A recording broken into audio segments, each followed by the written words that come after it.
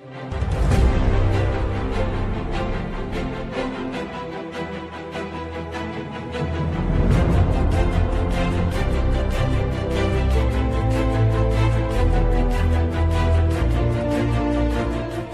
tonight's headlines, GOB signs loan agreement for the Caracol Road. We tell you about a program that fosters better parenting, and Belize celebrates IP Week. These stories and more on this week's edition of Belize Now. Thanks for joining us on this Friday, April 27, 2018. I am Erin Guzman. Yesterday, Thursday, April 26, a loan was signed between the Government of Belize and the OPEC Fund for International Development, OFID, for the Caracol Road Upgrading Project. Janelle Rodriguez tells us more. The Caracol Road will soon undergo a major renovation. Approximately 27 miles of graveled road will be upgraded to an all-weather paved standard. 5 double-lane reinforced concrete bridges will be constructed, and the Georgeville and Santa Elena access roads to the Caracol archaeological site will be upgraded, as well as an additional 9 kilometers from the tripartite intersection.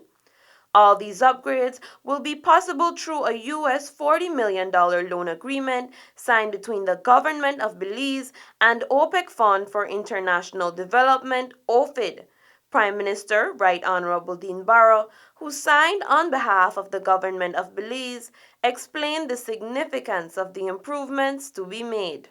Opening up the road to Caracol, rehabilitating that road, upgrading it, making it an all-weather road is going to be a monumental achievement, a tremendous leap forward for this country in terms of what it's going to mean with respect to tourism and also to agriculture.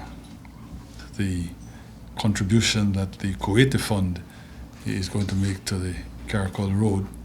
This transport sector project was appraised by the OPEC Fund for International Development and presented to its board of directors, who approved the loan to the Government of Belize at the end of 2016. Director General of OFID also emphasized the importance of the upgrades in his remarks.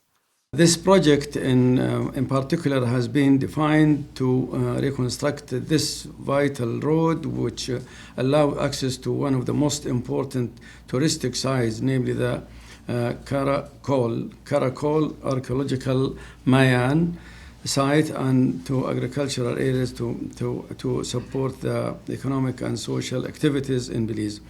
It aims at satisfying the transport demand on the road to accommodate the increasing flux of tourists and the growing agro-industries. The Prime Minister extended gratitude to the Director General and his team and mentioned the importance of partnership for development. This provides a wonderful exclamation mark to this tremendous program of cooperation that exists between OFID and Belize, and that under your leadership continues to grow. As mentioned by the Director General of OFID, the upgrades will be a huge step for Belize, since we are not only building roads, but opportunities. For Belize Now, I am Janelle Rodriguez. Earlier in the week, the Director General also joined the women of the Port Loyola Organization for Women, PLOW, to inaugurate a new facility financed by the Government of Belize and OFID. PLOW is an organization which focuses on the developmental needs of women in the Belize City Southside community. The director of PLOW, Mrs. Lauren Burgess Egan, and other members of the organization told us how the new facility will benefit the women of Port Loyola. We will do we will do some geriatric sort of care for the older people, the seniors in this community. Like the ladies are trained and they go out and they take the blood sugar, they take the pressure, they do light cleaning, they do light sponging baths and stuff like that. And we will be sending out food for them like 3 days a week. We also will start a sewing program where the ladies will come in and sew. We now have industrial machines, industrial surgeons, so we will begin to make uniforms because I know nobody's going to Melchor again because Melchor said that Belize belongs to Guatemala, so we're not supposed to go and spend our money there. So we will take over and do the uniforms that they used to go over there and buy. I feel very much proud of the building. I like the colors. The colors, as Ms. Lauren had said, represent women. The purple for me represents healing. And so because we deal with a whole lot of people in this community, I believe the color itself will encourage them to come. And we don't only cater to people with physical needs. As a board, we pray, we ensure that God leads us, and it's about encouraging women to be all they can be with the resources that we have. Girl, this building means a whole lot because we have space. We will have our pantry, we can have a counseling room, we have a conference room, we will have a kitchen downstairs, we have sewing rooms, you know. We just have the whole sky's the limit now for us. I mean, this building still isn't big enough for all that we want to do, but it's better than what we had before, so I am truly grateful. They have different programs, they have different things that they carry out that would give them courage to go on their own sometime in the future. In his special remarks, the Director General of OFID explained how involvement with the organization falls in line with their mission to end poverty. Our motto, our slogan is uniting against poverty. So poverty reduction is our mission. It's a noble mission. And as you know, poverty has many aspects. There's poverty in education, poverty in food, poverty in health, poverty in energy, and this kind. And we are trying to do our best to work with different organizations and with different countries like your country to help. The new facility is located on number 16 Crawl Road in Belize City and is a part of the Poverty Alleviation Project. We'll have more stories after the break. Stay with us.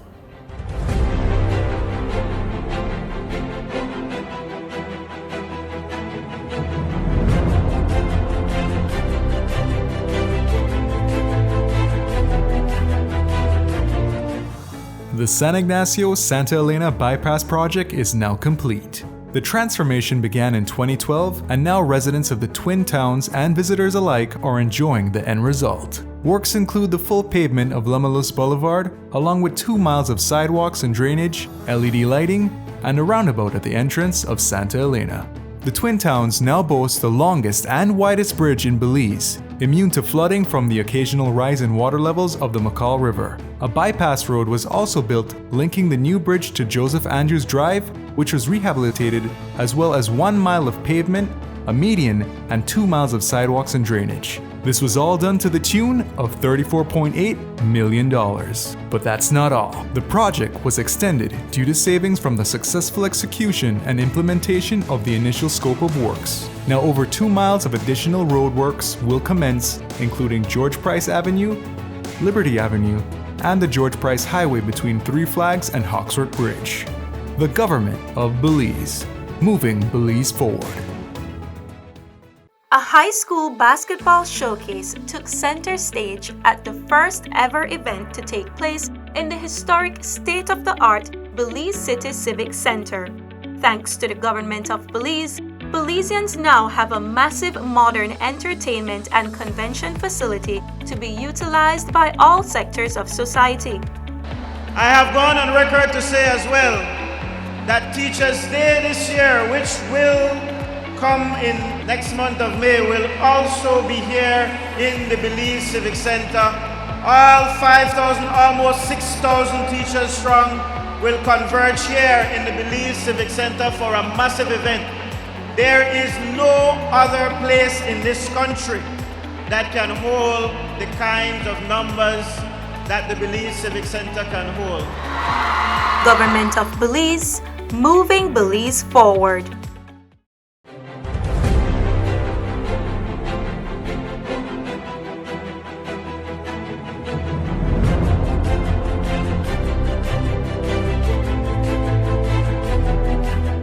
The Youth and Community Transformation Project, YCT, is a comprehensive social intervention which responds to the challenges facing vulnerable groups.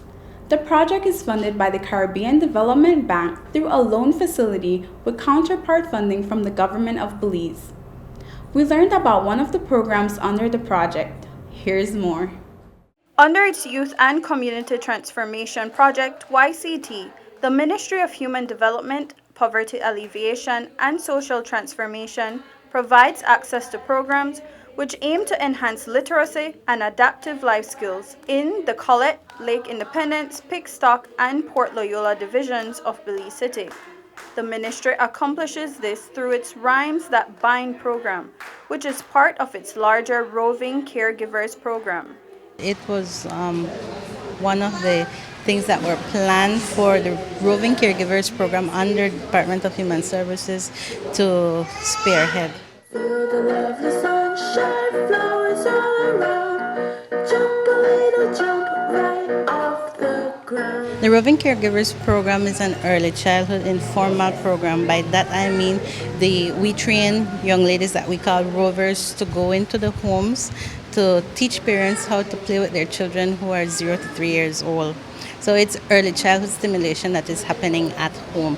We teach parents why it's important to play to the child, to read to the child, to sing nursery rhymes to the child. We also teach the parents how to make toys out of trashables, things that you might find at home, how to make books out of cardboard, things that we usually throw away. We can make toys, inexpensive toys that they can play with and learn and develop the way how they should and prepare them for school and for life. The Rhymes That Bind program is a community-based family literacy program which targets children ages 4 and younger. The program is conducted in groups of 10 to 15 parents at a time. Hook gave us an overview of the Rhymes That Bind program, which is now in its 4th cycle. It's a program where families learn nursery rhymes. It might sound strange, but a lot of parents don't know nursery rhymes or don't sing to their children. So we teach them nursery rhymes, both international nursery rhymes and local nursery rhymes. Well, in this phase, we're teaching local nursery rhymes, something that we did not do in the other cycles. We've had a lot of parents liking the program. The nursery rhymes that they learn, they go back home and they continue singing them with their children. You'd be amazed at how parents have told us that they did not know the words to certain nursery rhymes, or they remembered learning them in Infant 1 and Infant 2 in preschool, but they forgot them, and now that they're learning them again, now they can share that with their children. We had an opportunity to hear from a mother and a grandmother who enrolled in the 9-week program. It's a very, very educational program and I enjoy it. It's very helpful because it teaches us how to interact with our kids rather than just singing for them. It teaches us the different hand movements to do with them, and then they start picking it up. In the beginning, she wasn't doing that. She was just listening to me. But now I see her doing the songs, and those songs also helps me to calm her at times. They involve us in all the activities.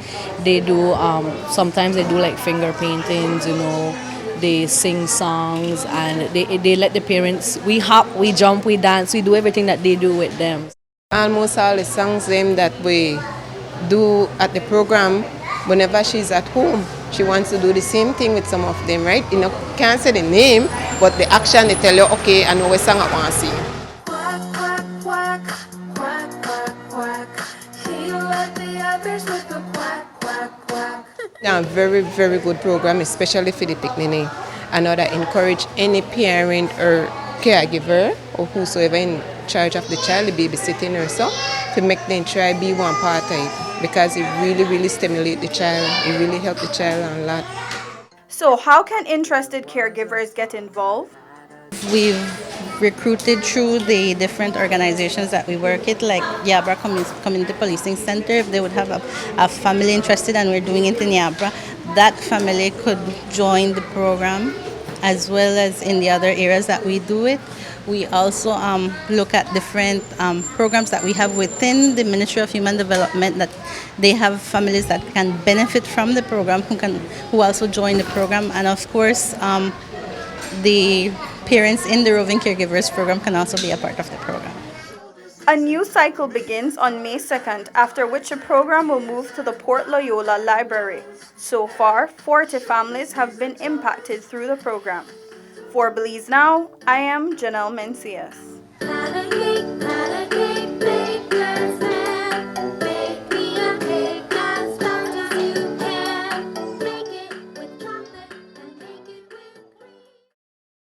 This week, Belize joined other countries in the region to celebrate Vaccination Week in the Americas, which is being observed from April 21st to 28th.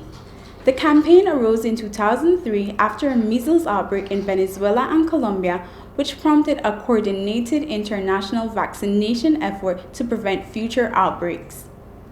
In celebrating the campaign's 16th year, which coincides with the World Cup, this year's slogan of "Strengthen Your Defense" is fitting, likening the strengthening of defense on a football team with strengthening our body's defense against vaccine-preventable diseases through vaccination. Sharon Espinosa, nurse administrator at the Ministry of Health, is responsible for the expanded program on immunization. She told us how Belize has done in this regard. We offer vaccines for all ages, children as well as adults. We have seen where our vaccination coverage is improving over the years. Indeed, we have a few pockets within our society that don't believe in vaccination, but we have the evidence to prove to them that vaccines work. Vaccines such as the measles, mumps, rubella, very effective. In 2016, the nations in the Americas eliminated measles. Also from 1971, we eliminated smallpox, the rubella and the congenital rubella syndrome. These were all eliminated in 1991. So vaccines do work, and the Ministry of Health promotes vaccination through the expanded program on immunization. In January, the ministry reported that a case of measles, which was imported from Germany, was confirmed in Guatemala. Espinosa explained how Belize's excellent immunization coverage helps defend our population against outbreaks. If that case was not contained, if that condition was not managed properly, it could have been a wider outbreak for Guatemala.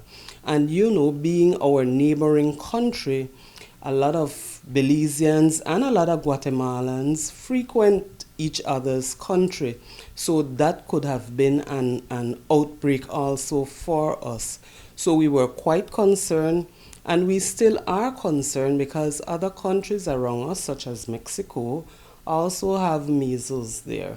So because we have such good immunization coverage, I must say that so far we are blessed.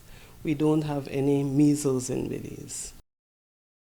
According to the World Health Organization, 6 diseases have been eliminated in the Americas, and in the campaign's 16 years of existence, 720 million people have been vaccinated. Espinosa highlighted the importance of all in promoting immunization. I would just like to encourage my colleagues in health to always be vigilant, to ensure that we do not miss any opportunity to vaccinate. I would like to say to the media also to continue to promote vaccines. They work. We have seen the evidence that they work. And to our Ministry of Health to continue to support vaccination. It is a worthy investment. World Intellectual Property Day was observed on Thursday, April 26th.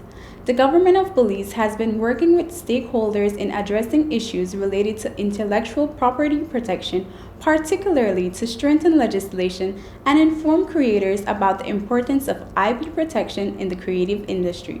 Here's more. intellectual property rights and trade are closely linked, and for this reason, the Directorate General for Foreign Trade has a special interest in ensuring that Belize fulfill requirements relating to intellectual property protection. These are things that we generally take for granted, but we feel that there is an urgent need to begin to sensitize the general public on issues of intellectual property. Action plans to improve IP protection are being carried out both at the national and regional levels. At the regional level, CARICOM member states are looking at challenges in relation to broadcasting licensing and copyright. Ventura told us about a meeting with U.S. trade representatives that was held last year on this issue. It brought together key stakeholders from intellectual property offices around the region, from trade, public utility commissions, broadcasting association. All these representatives looked at some of the challenges that we were facing, primarily with copyright at the regional level and broadcasting programs, US programming, etc. There were a set of recommendations coming out of that meeting, because what they actually did was truly spot the light on what was occurring across the member states, looking at copyright and other legislation that needs updating, looking at broadcasting legislation. The DGFT has been working with partners such as BELIPA, the Belize Broadcasting Authority, and the Belize Cable Operators Association to find ways to amend the legislation for broadcasting and copyright and have Belize become fully compliant with regional and international obligations. So we are moving towards, first of all, ensuring that whatever local content, creative local content that is protected here is also protected abroad, and whatever internationally, whatever content are made out in internationally are also fully protected here. So for us to ensure the reciprocity between each countries, we have to ensure that we have the enabling environment within here to sustain our local content while internationally too.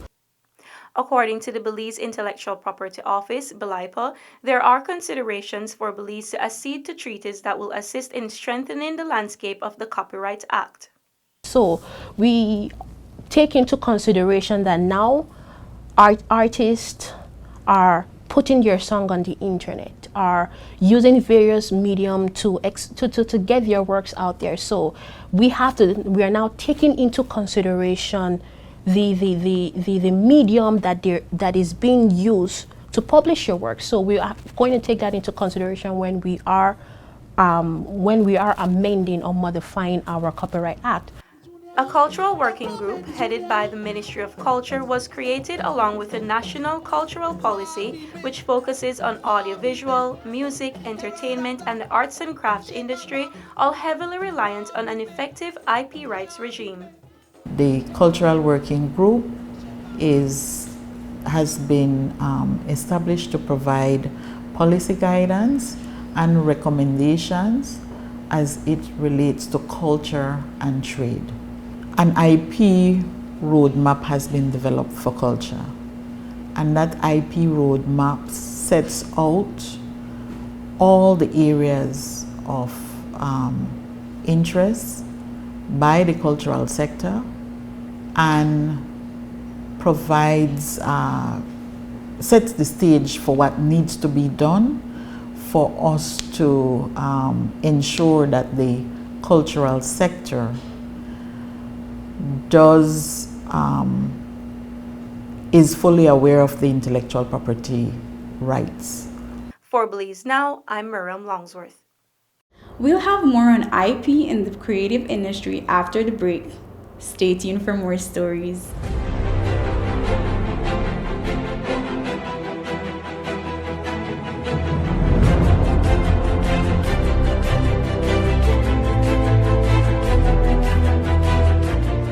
Punta Gorda town now has a modern multi-purpose sporting facility thanks to the government of Belize. The brand new complex is double the size of the prior venue, and some of the features include a FIBA certified wooden court with padding underneath, seating capacity for 1,000, changing rooms, locker rooms, and offices. This $3.4 million investment in the town of Punta Gorda is being heralded by the residents of PG.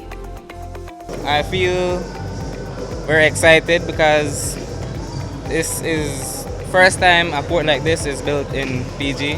This is a big achievement for the town because we have a lot of the youths there where they come out and want to play ball the same way. And this just a put up on another level. A lot of youths can't even wait to play on the new court because it's so official and it's something new to PG, in a whole. I have to thank the government of Belize because then they look out for PG, The government of Belize, moving Belize forward.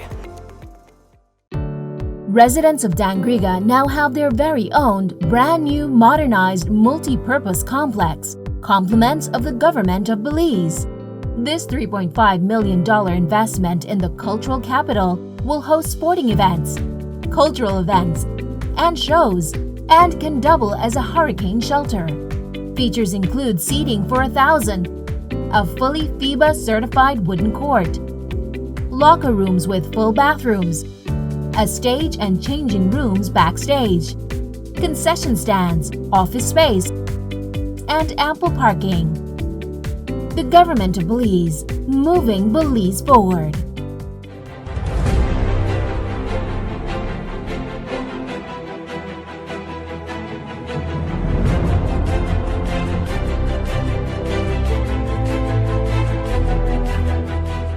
As we mentioned earlier, World Intellectual Property Day was observed on April 26th, and the government has been reaching out to stakeholders in the creative industry to work on ways to strengthen the protection of intellectual property. Our team spoke with several representatives from the creative industry on the importance of IP protection to their work. Intellectual property, or IP, covers a wide range of works, both tangible and intangible. It covers copyright and related rights, which are the rights of performers, producers of sound recordings on broadcasting organizations, or any creators of literary and artistic works. It also covers trademarks, geographical indications, industrial designs, and patents. Feline Swalsa told us that the Belize National Library Service and Information System heavily emphasizes the importance of IP protection. The library has invested a lot of training hours in making sure that the librarians and all of the staff of the libraries are aware of the Copyright Act and how it impacts us, and of course making that knowledge evident and basically publicizing it to the patrons who of course feel away, oh, I can't copy the whole book, come on miss. You know, we get that all the time. And that's where the importance of intellectual property rights comes in handy for creators and users of other people's creation. But there is also the issue of the economic gain that's lost when the rights of a person's work are infringed. The music ambassador says it all boils down to the principle of stealing. We don't all appreciate and recognize that someone's writings, someone's paintings, someone's production as far as beat making or anything, that's why they call it intellectual property. No, it's something that you create in your mind, but it's your property nonetheless. That is tantamount to, you know, your car, your your money, anything that belongs to you, it's your property. And without proper permission for someone to use your property is stealing. As an author, then of course I kind of deal with the same thing, where I've had different people come to me and said, well, you know, I want to get your book, but somebody else has a copy. And, you know, of course I've made it known, I've said it before, someone has come to me and said, I photocopied the whole book. You know, I'm so glad that I did, but now that I've met you, I could buy an original copy. So in that case, you know, I did eventually get a full sale, but initially the person pirated my book. I do feel a way about that. Most people in the film industry understand the need for copyright.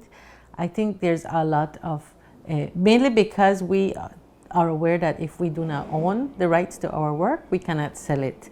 And that is pretty much the key. That is pretty much why we need to have copyright protection in the film industry. There are many aspects of copyright in the film industry, and they include rights to the script, performance, music, lyrics, and publishing. So there's different levels there, but all these things have to be negotiated so that when it's time to sell the product or go to distribution, let's say you want to go to Showtime or somewhere and you're saying, I would like to sell you my film, and they'll be like, can you show me your chain of title? Who owns what rights? I want to see all the documents. I want to see all that, because when they start putting it on their channel or wherever, they need to be free from any legal claims. Me personally, I agree with the move for the cable companies to start paying for the rights for the films, because nobody will take us seriously if we don't respect the rights of other filmmakers. The Belize Broadcasting Authority is the body responsible for recommending broadcasting licenses to television and radio stations and cable operators. Belize is signed on to treaties related to copyright, and the BBA aims to have Belize fully comply with the obligations of those treaties. So in general, the main objective is to become IP compliant, to have all our license holders, so anybody broadcasting sound, music, cable programs, to have them become compliant with these obligations that we have regionally and internationally. So the Broadcasting Authority has been making active efforts to update our legislation. The legislation is old and outdated, so to speak. The Belize Coalition of Service Providers and the Belize Trade and Investment Development Service, Beltrade, both encourage members of the service sector to register their services, especially those who are actively seeking to export their services. It's very important for the music industry specifically, because they have to travel to Europe, to neighboring countries and the Caribbean to perform their services. And you wouldn't want anybody to steal their work. So for them, it's crucial that they register with BELIPO. And we were also informed that if they're going to perform outside of the country, that it's important that they register in that country as well. Music isn't a full-time job in Belize, and so with that, we feel that if we can assist musicians in protecting their works, protecting what they've composed, that audio, that song that they sing, if we can help them in protecting that, it's a step in possibly collecting royalties or monetizing their music. We also partnered with the Caribbean Development Bank. We brought on a consultant, Dr. Wendy Hollingsworth, to look at or to draft the specifications for Belize cacao or Toledo cacao as a geographic indicator. And what this does, it looks at a specific area in Belize where cacao is grown, looks at the properties and what makes those properties unique, and we try to get a geographic or a GI for it. Research officer Selene Solis told us that IP protection is very important to development and research organizations, yet many people don't realize this, especially if they intend to reach a wider audience. Many Belizeans in particular aren't too familiar with the copyright regime or the intellectual property regime and why it's important for them, how they can benefit from it. So we're trying to build capacity internally, but we're trying to build the knowledge in our stakeholders as well, because we want them to realize how important copyright is to them, performers' rights is to them, music rights is to them, researcher rights is to them, right? So just the lack of knowledge in general has been one of the major difficulties. Although the creative industry has a wide array of sectors, one thing was common in the conversations, and that is that there is a great need for public awareness on IP protection. For Belize Now, I'm Miriam Longsworth. And that's it for this edition of Belize Now. If you want to provide feedback or send in your comments, please feel free to email us at info@persoffice.gov.bz or visit our Facebook page and let us know what you think. We look forward to hearing from you. Have a great week. Until next time.